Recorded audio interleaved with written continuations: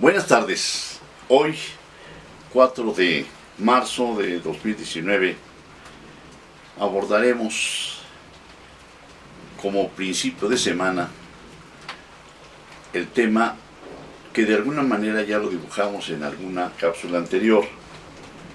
Hoy vemos la obediencia y desobediencia. Estamos en el siglo XXI, ciertamente. Sin embargo, hago esta mención porque la obediencia, sobre todo la obediencia ciega, era una virtud en el siglo XIX. En el siglo XX hubo un cambio muy importante, 2 guerras mundiales, 14 una, 39 otra. Entra música para muchos estruendosa, ruidosa, escandalosa.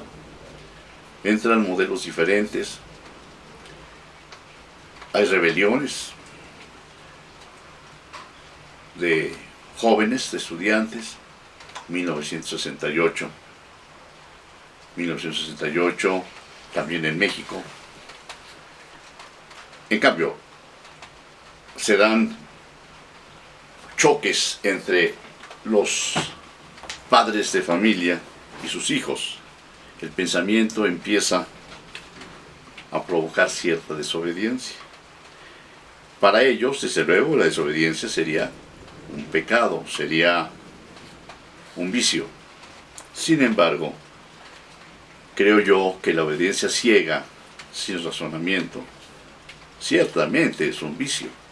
En cambio, la desobediencia, cuando implica una orden que va a causar un daño a alguien, podríamos decir que es hasta un valor, una virtud.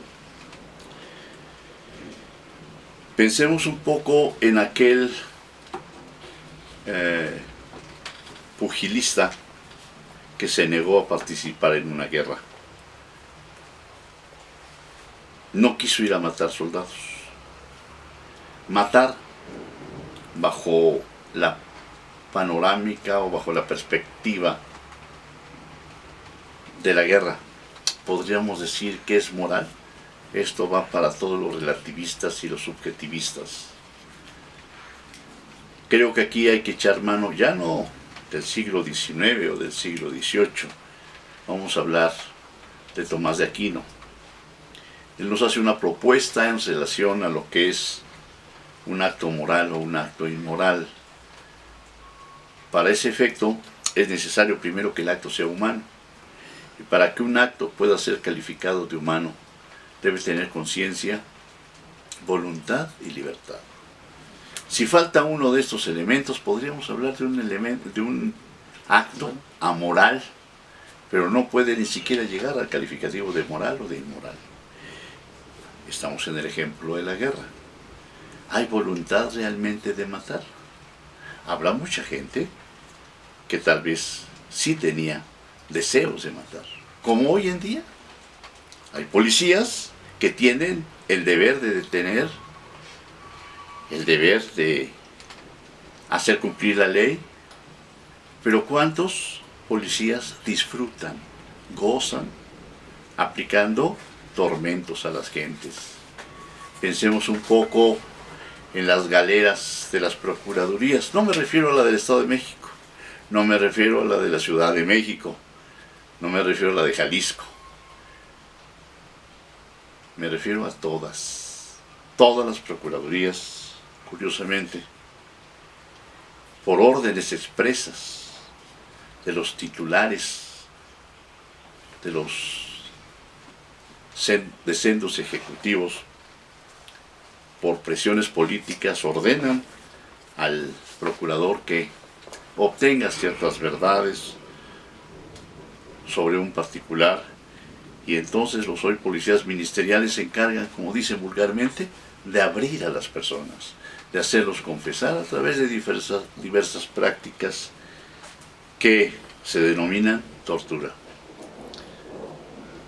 Muchos practican esto, pero dentro de estas personas todos gozarán torturando.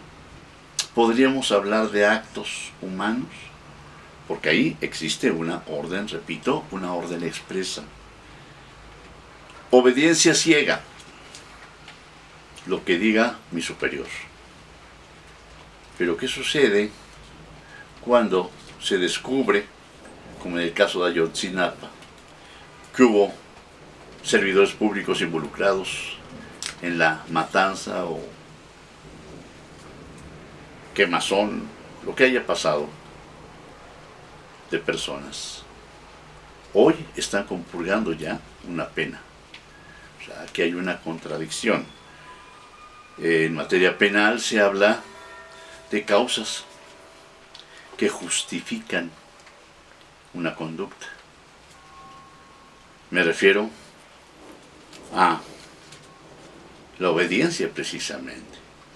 Pensemos en un ejemplo nuevamente en donde una persona que acaba de salir de la academia entra como policía ministerial y su primer día de labores es precisamente en una galera y su comandante le dice que tiene que sacarle la verdad a una de las personas que tienen ahí vendadas.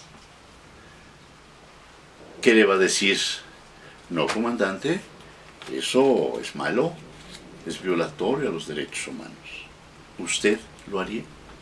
Si usted está buscando ser policía, usted ya caminó un trecho, obtuvo finalmente el puesto, y repito, ese primer día le dicen que obtenga una verdad, arrancar una confesión. ¿Qué le diría a su comandante o a su jefe de grupo? No puedo hacerlo. De antemano sabemos que automáticamente pues, va a estar despedido. De tal suerte que aquí existe una frustración ante una realidad. En fin, el ejemplo que ofrezco, que propongo, ¿sería un acto inmoral? No, sería un acto lisa y llanamente amoral, porque no hay voluntad, o habiendo voluntad no hay libertad. Suponiendo que hay voluntad y libertad, no hay conciencia. Una persona sana mentalmente no puede disfrutar causándole daño a alguien. ¿Por qué? Por naturaleza humana simplemente. Sí, efectivamente, estamos viviendo una era de violencia, una era de prepotencia, sí, pero esto obedece a que también vivimos en una neurosis. Es decir, parece ser que la sociedad en diferentes grados, desde luego, según la actividad que realice, está neurótica o estamos neuróticos. Y esto tenemos que irlo corrigiendo. ¿Qué tanta conciencia hay?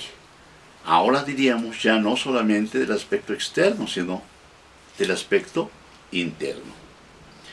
En fin, obediencia ciega, hoy, siglo XXI, yo diría, es efectivamente un vicio, un pecado.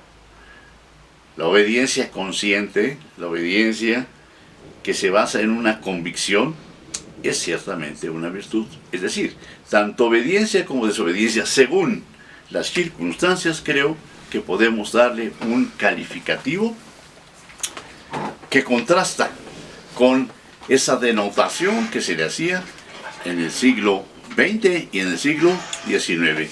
Y por hoy, aquí terminamos nuestra reflexión, deseándoles que esta semana sea de éxito y que Dios los siga bendiciendo. Muchas gracias.